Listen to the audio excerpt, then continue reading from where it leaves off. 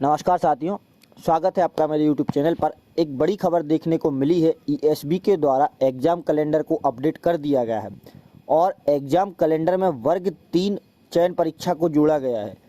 आप सभी को पता होगा, हाल ही में मध्य प्रदेश प्राथमिक शिक्षक की पात्रता परीक्षा पूर्ण हुई थी और एग्ज़ाम कैलेंडर में वर्ग 3 चयन परीक्षा को जोड़ा गया है।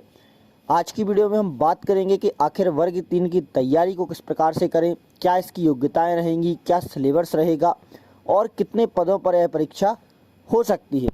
यदि हम बात करें एग्ज़ाम कैलेंडर की, तो एग्ज़ाम कैलेंडर में आप लोग देख सकते हैं कि वर्ग 3 प्राथमिक शिक्षक चयन परीक्षा को अप्रैल 2025 में बताया गया है और यहाँ पर अभी एग्ज़ाम कैलेंडर में इसके पदों को नहीं बताया गया कि कितने पदों पर यह परीक्षा आयोजित होगी।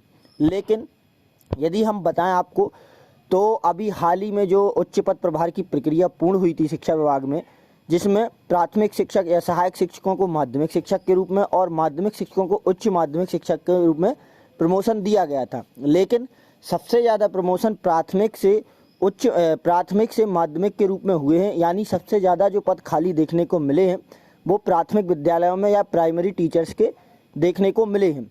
और यदि हम बात करें तो प्राथमिक में कई पद खाली होने के कारण इतने जल्दी एग्ज़ाम कैलेंडर में प्राथमिक शिक्षक चयन परीक्षा को जोड़ा गया है, क्योंकि अभी हाल ही में 2023 में 2023 में नियुक्तियां दी गई थी, दूसरी काउंसलिंग वालों को भी और पहली काउंसलिंग वालों को भी। यानी अभी हाल ही में प्राथमिक शिक्षकों की नियुक्ति हुई, उसके बाद भी यहाँ पर इसको एग्ज़ाम कैलेंडर में जोड़ा गया है। इसका प्रमुख वजह है इसकी प्रमोशन, जिसके कारण से कई विद्यालय अभी भी शिक्षक विहीन हो गए हैं, जहाँ पर शिक्षकों की कमी है।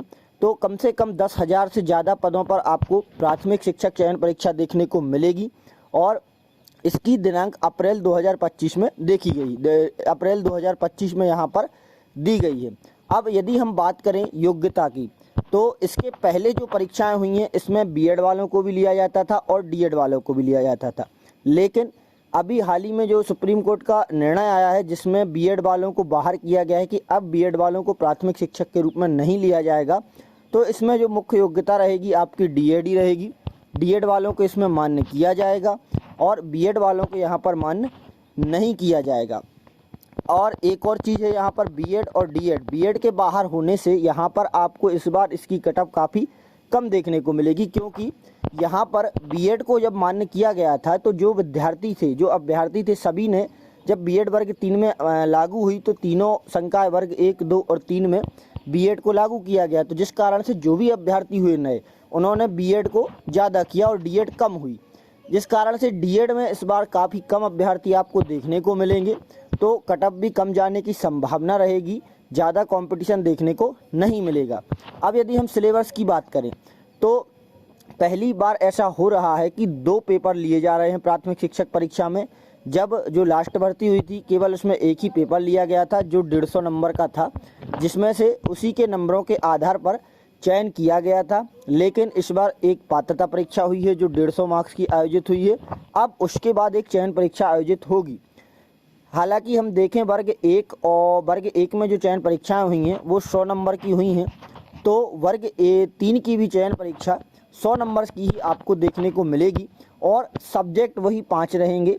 और अभी इसका ऑफिशियल सिलेबस तो नहीं आया है, लेकिन जब इसका नोटिफिकेशन जारी होगा तो ऑफिशियल सिलेबस जरूर जारी होगा। लेकिन प्राथमिक शिक्षक के लिए जो 5 विषय हैं उनमें 5 आवश्यक हैं, तो हो सकता है कि 5 विषयों को 20-20 नंबर में करके शामिल किया जाए। वर्ग 1 और वर्ग 2 में तो जो मुख्य परीक्षा हुई थी या वर्ग 2 में जो होगी उसमें केवल सब्जेक्ट को शामिल किया गया है, लेकिन प्राथमिक शिक्षक का कोई सब्जेक्ट नहीं होता है। उसके लिए सभी सब्जेक्ट अनिवार्य होते हैं, क्योंकि 1 से 5 तक की कक्षा में आपको सारे विषय पढ़ाने पड़ते हैं और सारे विषय ही इसकी परीक्षा में पूछे जाते हैं।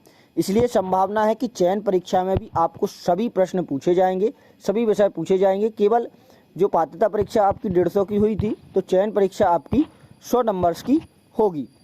आशा करता हूं आपको जानकारी पसंद आई होगी और वीडियो अच्छी लगी होगी। वीडियो अच्छी लगी हो तो लाइक करें, चैनल को सब्सक्राइब करें और सभी साथियों के साथ शेयर करें।